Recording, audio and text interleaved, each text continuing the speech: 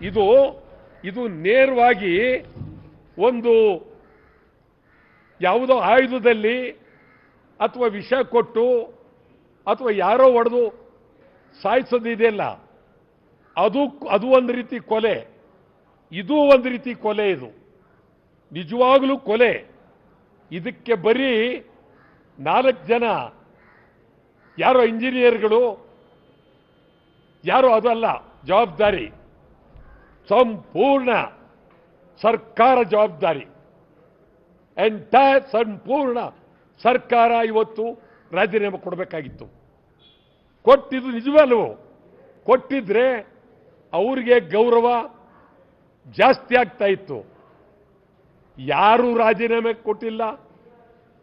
Chief secretary ಅವ್ರಿಗೂ ಇಲ್ಲ, ಆರಾಮಾಗಿ ಅವ್ರು ಕೂತಿದ್ದಾರೆ. ಪೊಲೀಸ್ ಅವ್ರಿಗೂ ಜವಾಬ್ದಾರಿ ಇಲ್ಲ. FIR ಹಾಕ್ತಾರಂತೆ. ಚೆನ್ನಾಗಿದೆ. ಒಂದು 5 ಜನಕ್ಕೆ FIR ಹಾಕಿದ್ದೀವಿ. ಯಾವುದೋ ಗುಳೆಯದ ಗುಡ್ಡನೋ ಯಾರೋ ಒಬ್ಬ TCP ಬರ್ತಾ ಇತ್ತು ನಿಮ್ಮ ಟಿವಿನಲ್ಲಿ, FIR ಹಾಕ್ಬಿಟ್ಟಿದ್ದೀವಿ. ಏನಂಗಂದ್ರೆ ನಿಮ್ಮ FIR ಯಾರಿಗ್ರಿ ಬೇಕು? ನಿಮ್ಮ FIR ಆ ಸಂದರ್ಭ ಏನ್ರಿ? ಏನಾಯ್ತು? ಯಾರು ಈ ರಾಜ್ಯಕ್ಕೆ ದಿಕ್ಕು?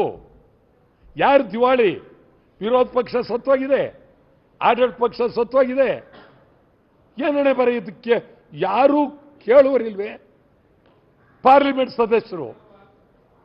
ನನಗನ್ನಿಸ್ತದೆ ಇವ್ರು ಯಾರು ಜಾರ್ ಬಿದ್ದು, ಇವ್ರ ಮೇಲೆ ಕಂಬಿ ಬಿದ್ದು, ಇವ್ರ ಮೇಲೆ ಯಾರು MLAಗಳು ಸತ್ತರೆ ಗೊತ್ತಾಗುತ್ತೆ, MP ಗಳು ಸತ್ತರೆ ಗೊತ್ತಾಗುತ್ತೆ, ಮಂತ್ರಿಗಳು ಸತ್ತರೆ ಗೊತ್ತಾಗುತ್ತೆ.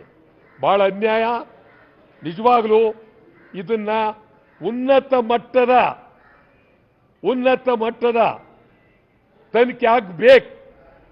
ಹೈಕೋರ್ಟಿನ ನ್ಯಾಯಾಧೀಶರಿಂದ ಉನ್ನತ ಮಟ್ಟದ ತನಿಖೆ ಆಗಲೇಬೇಕು. ಇದು ಯಾವುದೇ ಕಾರಣಕ್ಕೂ ನಿಲ್ಲಬಾರದು. ಸರ್ಕಾರ ರಾಜೀನಾಮೆ ಕೊಡಬೇಕು ಅಂತೇಳಿ ಒತ್ತಾಯ ಮಾಡ್ತಾ ಇದ್ದೀನಿ. ಮತ್ತೊಂದು ವಿಚಾರ ತಮಗೆ ದಯಮಾಡಿ, ನಾನು 5 ಬಾರಿ ಶಾಸನಸಭೆಯಲ್ಲಿದ್ದೆ. ರಾಜ್ಯಪಾಲರು ಸಂವಿಧಾನದ ಒಬ್ಬ ಮುಖ್ಯಸ್ಥರು, ಸಂವಿಧಾನದ ರಕ್ಷಣೆ ರಾಜ್ಯಪಾಲರದು. ತಮಿಳುನಾಡಿನಲ್ಲಿ ರಾಜ್ಯಪಾಲರು ನಡೆದುಕೊಂಡಂತ ರೀತಿ ಇಡೀ ದೇಶದಲ್ಲೇ ಪ್ರಜಾಪ್ರಭುತ್ವಕ್ಕೆ ಅತ್ಯಂತ ಅಗೌರವ, ಸಂವಿಧಾನಕ್ಕೆ ಅಪಚಾರ. ಕೂಡಲೇ ರಾಷ್ಟ್ರಪತಿಯವರು